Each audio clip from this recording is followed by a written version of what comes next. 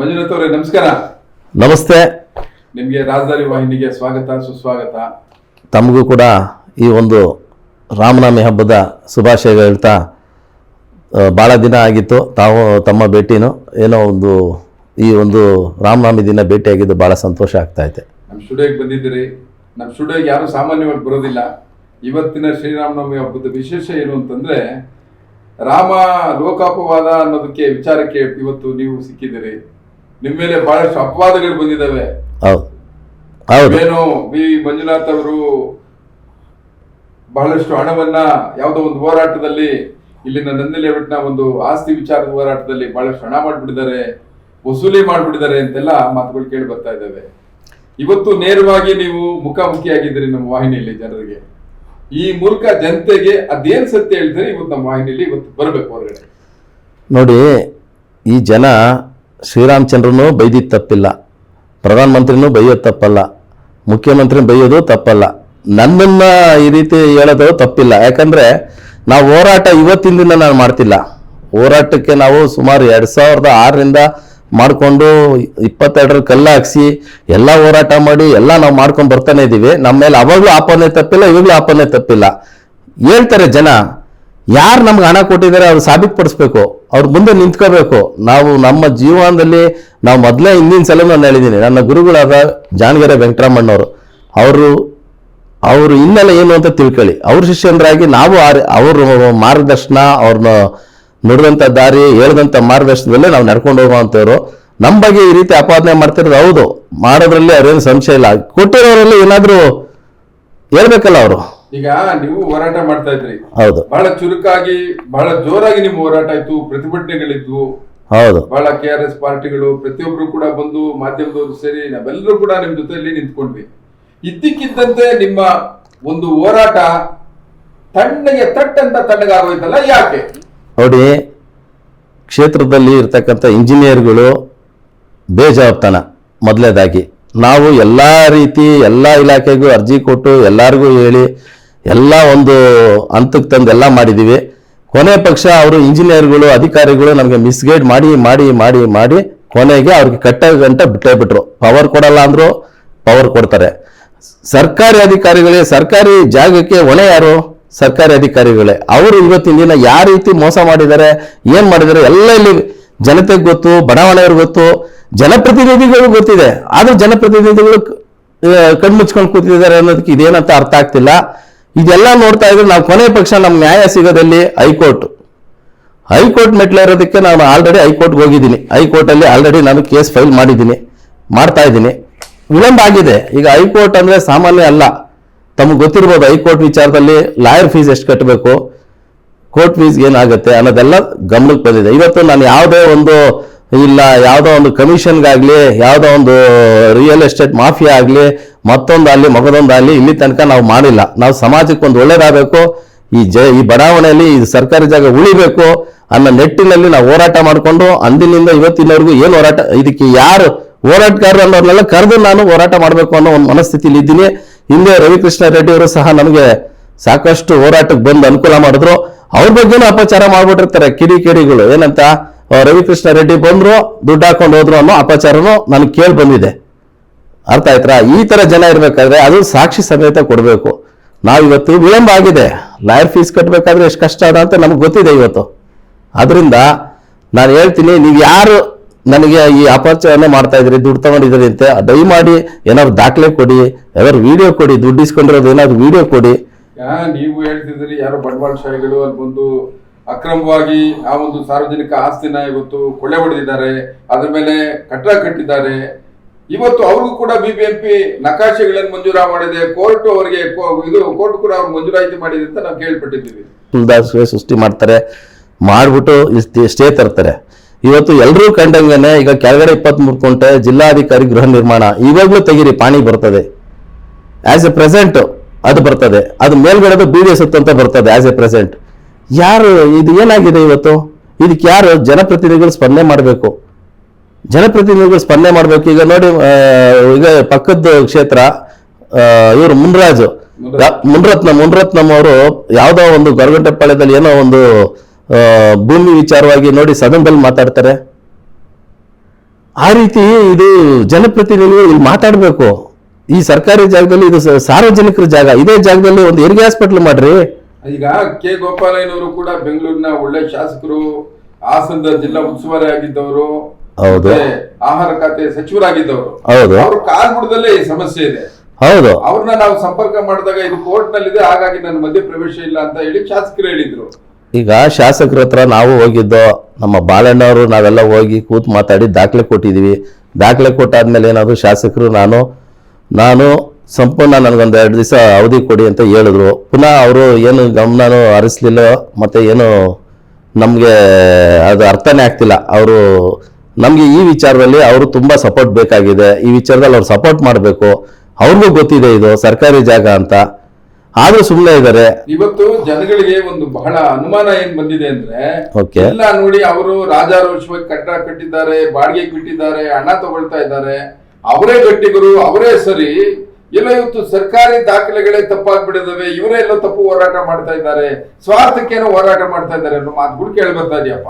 ದಾಖಲೆ ನಾವು ಮಾಡಿದ್ದಲ್ಲ, ದಾಖಲೆ ಅದು ಸರ್ಕಾರಿ ದಾಖಲೆ. ಅವು ಏನು ಹೇಳ್ತದೆ, 1978ರಿಂದನೇ ಅದು ಸರ್ಕಾರಿ ಅಂತ ಬಂದದೆ. ಸುಮಾರು 519 ಎಕರೆ ಜಾರಕಬಂಡೆ ಕಾವಲು ಸರ್ವೆ ನಂಬರಲ್ಲಿ ಇದು 1 ಎಕರೆ 24 ಗುಂಟೆನು ಸರ್ಕಾರಿ ಜಾಗ ಅಂತಾನು ಐತೆ. ಎಲ್ಲ ದಾಖಲೆಗಳಿದೆ. ಹಾಗಿದ್ರ ಮೇಲೆ ಮತ್ತೆ ಸರ್ಕಾರಿ ಜಾಗ ಎಲ್ಲೋಯ್ತು? ಹುಡುಕೊಡ್ಲಿ. ಸರ್ಕಾರಿ ಜಾಗ ಎಲ್ಲೋಗುತ್ತೆ? ಇಲ್ಲ ಈ ಕಟ್ಟಿರೋ ಮನೆಗಳ ಮೇಲೆ ಮೇಲ್ಗಡೆ ಏನಾದ್ರೂ ಇದೆಯಾ? ಮೇಲ್ಗಡೆ ಇದ್ಬಿಡ್ಬೋದೇನೋ ಸರ್ಕಾರಿ ಜಾಗ ಅಲ್ಲಿಗೆ, ಹಾಗಂತ ಅನಿಸ್ತಾ ಐತೆ ಯಾಕೋ. ಈಗ ಕಳ್ಕೊಂಡಿರೋದು ಸರ್ಕಾರಿ ಭೂಮಿ. ಹೌದು, ಈಗ ಆಯ್ತು, ಆ ಕಟ್ಟಡ ಕಟ್ಟಿರೋ ಜಾಗನೇ ಸರ್ಕಾರಿ ಜಾಗ ಅಂತ ನೀವ್ ಹೇಳ್ತಾ ಇರೋದಂದ್ರೆ ಅದಲ್ಲ ಅನ್ಕೊಂಬೋಣ. ಓಕೆ, ಹಾಗಾದ್ರೆ ಸರ್ಕಾರಿ ಜಾಗ ಎಲ್ಲೋಯ್ತು? ಅಧಿಕಾರಿ ಹುಡುಕೊಡ್ಬೇಕು. ಅಧಿಕಾರಿಗಳೇ ಹುಡ್ಕೊಡ್ಬೇಕಲ್ಲ ಸರ್ಕಾರಿ ಜಾಗ. ಹೈಕೋರ್ಟ್ ನಲ್ಲಿ ನಿಮ್ಮ ಹೋರಾಟ ಮತ್ತು ಪ್ರಶ್ನೆ ಆದ್ರೂ ಏನು? ನಮಗೆ ಸರ್ಕಾರಿ ಜಾಗ ಕಳವಾಗಿದೆ, ಒತ್ತುವರಿ ಮಾಡ್ಕೊಂಡಿದ್ದಾರೆ, ಅದನ್ನ ನಮ್ಗೆ ಇಲ್ಲ ಬಿಡಿಸ್ಕೊಡಿ, ಇಲ್ಲ ಹೋಗಿರೋ ಜಾಗ ಉಳಿಸ್ಕೊಡಿ ಅನ್ನೋದೇ ನಮ್ಮ ಹೋರಾಟ. ಇದನ್ನ ಮಂಜುನಾಥ್ ಅವರು ಎಲ್ಲೋ ತಮ್ಮ ಸ್ವಾಭಿಮಾನಕ್ಕೆ ಅನ್ನೋ ಒಂದು ವಿಚಾರಕ್ಕೆ ತಗೊಂಡ್ಬಿಟ್ಟಿದಾರ, ಅಥವಾ ಕೇವಲ ಇದನ್ನ ಏನೋ ಒಂದು ಹೋರಾಟ ಅಷ್ಟೇ ಅಂತ ತಿಳ್ಕೊಂಡಿದಾರ? ಯಾಕೆಂತಂದ್ರೆ ನೀವು ಬಿಡದಂಗೆ ಎಡಬಿಡದಂಗೆ ಈ ಕೆಲಸವನ್ನು ಕೈ ಹಾಕ್ತಿದ್ದೀರಿ. ನೋಡಿ, ನಾವು ಸ್ವಾಭಿಮಾನದಲ್ಲೇ ಇರೋದು, ಇವತ್ತಿಗೂ ನಾವು ಸ್ವಾಭಿಮಾನದಲ್ಲೇ ಹೋರಾಟ ಮಾಡೋದು. ನಮ್ಗೆ ಈಗ ಅಲ್ಲಿ ತಗೊಂಡು ಕಟ್ಟಿದವ್ರ ಮೇಲೆ ನಮ್ಗೇನು ಬೇಜಾರಿಲ್ಲ. ಅವ್ರಿಗೆ ಮೋಸ ಹೋಗಿದ್ದಾರೆ, ಅವರು ಎಲ್ಲೋ ಒಂದ್ ಕಡೆ ಮೋಸ ಹೋಗಿದ್ದಾರೆ. ಯಾರೋ ಬಂದು ಭೂಗಳ್ರು ಮಾರಾಟ ಮಾಡಿ, ರಾಘವರೆಡ್ಡಿ ಎಂಬುವರು ಭೂಗಳ್ರು ಅವರು ಸೇರ್ಕೊಂಡು ಮಾರಾಟ ಮಾಡಿ ಇವತ್ತಿನ ದಿನ ದುಡ್ಡು ಮಾಡ್ಕೊಂಡು ಹೋಗಿದ್ದಾರೆ. ಇವರು ತಗೊಂಡಿದ್ದಾರೆ. ಇವ್ರಗಳ ಹತ್ರ ನಾವೇನಾದ್ರೂ ಯಾವತ್ತಾದ್ರೂ ಹಫ್ತಾ ವಸೂಲಿ ಇದು ಅಂತ ನಾವೇನು ಮಾಡಿಲ್ಲ. ನಾನು ಲೈಫಲ್ಲಿ ಮಾಡೋದು ಇಲ್ಲ. ನಾವು ಸ್ವಾಭಿಮಾನಕ್ಕೆ ಧಕ್ಕೆ ತರುವಂತ ಕೆಲಸನೂ ಮಾಡಲ್ಲ. ಜನ ಆ ಥರ ಹೇಳೋರು ನಮ್ಗೆ ಬರಬೇಕು, ನಮ್ಗೆ ಕೈ ಜೋಡಿಸ್ಬೇಕು. ಹಿಂದೆನೂ ನಾನು ಹೇಳಿದ್ದೀನಿ, ಬನ್ನಿ ಕೈ ಜೋಡಿಸಿ, ಇದು ನನ್ನ ಸೊತ್ತಲ್ಲ, ನಿಮ್ಗಳ ಸೊತ್ತು. ನಿಮ್ಗಳ ಸೊತ್ತಿಗೆ ನೀವೆಲ್ಲ ಒಗ್ಗಟ್ಟಾದ್ರೆ ಈ ಭೂಮಿನ ಉಳಿಸಿದ್ರೆ ಈ ಭಾಗದಲ್ಲಿ ಒಂದು ಹೆರಿಗೆ ಹಾಸ್ಪಿಟಲ್ ಆಗ್ಬೋದಾಗಿತ್ತು, ಇಲ್ಲ ಒಂದು ITI ಕಾಲೇಜ್ ಮಾಡ್ಬೋದಾಗಿತ್ತು, ಇಲ್ಲ ಒಂದು ಆಟದ ಮೈದಾನ ಮಾಡ್ಬೋದಾಗಿತ್ತು. ಈ ಒಂದು ನಿಟ್ಟಿನಲ್ಲೇ ನಾವು ಅವತ್ತಿಂದ ಇವತ್ತಿನವರೆಗೂ ಹೋರಾಟ, ಇನ್ನು ಮುಂದೆ ಬೇರೆ ರೀತಿಯಿಂದ ಹೋರಾಟ ಮಾಡಬೇಕು. ಯಾಕಂದ್ರೆ ನಮಗೆ ಬೇರೆ ತರ ಹಣ ಇಲ್ಲ.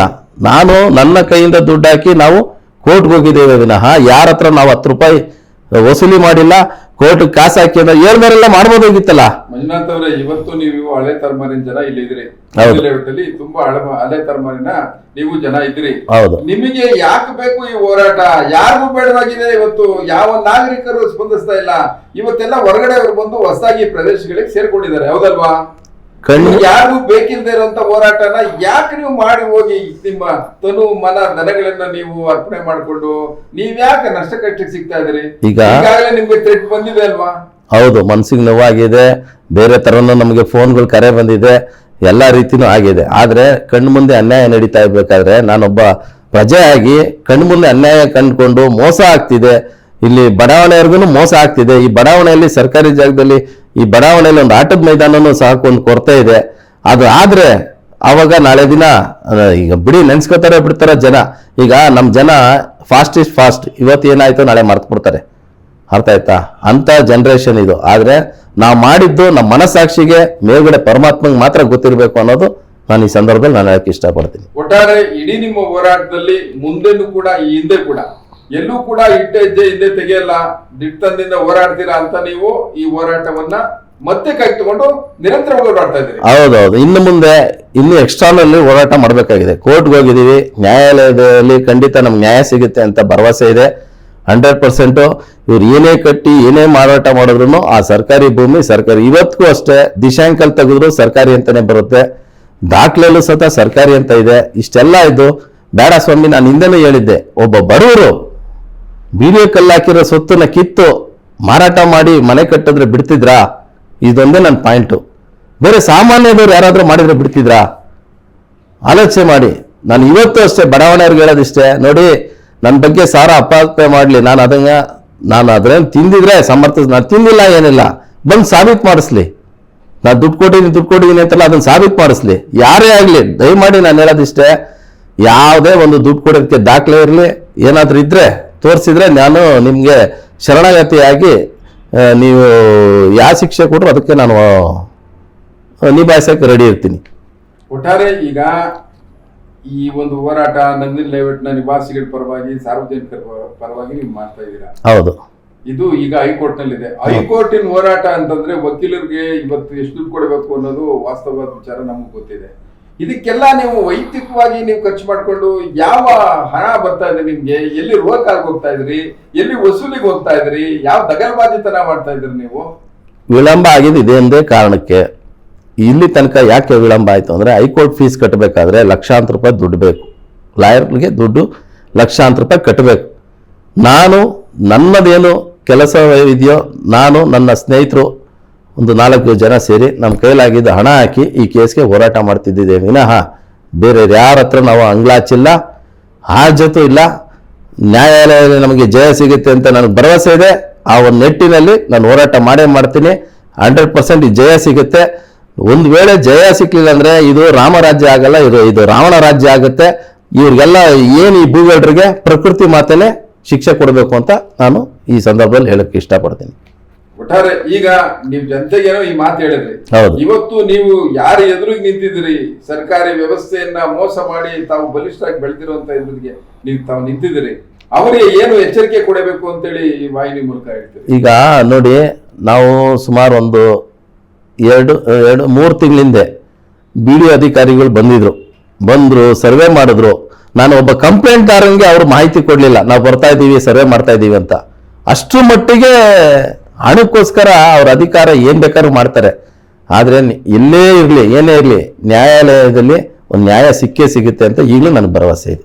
ಖಂಡಿತ ನಿಮ್ಮ ಹೋರಾಟಗಳಿಗೆ ಜಯ ಸಿಗಲಿ. ಜನತೆಯ ಪರವಾಗಿ ನೀವು ನಿಂತಿದ್ದೀರಿ. ಜನತೆಯ ಹೋರಾಟಗಳಿಗೆ ನಮ್ಮ ವಾಹಿನಿ ಕೂಡ ಸ್ಪಂದಿಸುತ್ತೆ. ಹಾಗಾಗಿ ಇವತ್ತು ಏನು ಶ್ರೀರಾಮನವಮಿ ಹಬ್ಬದ ದಿನ ನೀವು ಬಂದು ನಮ್ಮ ಸಂದರ್ಶನ ಕೊಟ್ಟಿದ್ದೀರಿ. ನಿಮ್ಗೆ ಒಳ್ಳೇದಾಗ್ಲಿ, ನಿಮ್ಮ ಹೋರಾಟದಲ್ಲಿ ನಿಮ್ಗೆ ಗೆಲುವಾಗ್ಲಿ. ನಮಸ್ಕಾರ. ನಮಸ್ಕಾರ. ರಾಜದಾರಿ ಟಿವಿ, ಅಡೆತಡೆ ಇಲ್ಲದ ಪ್ರಜಾದಾರಿ.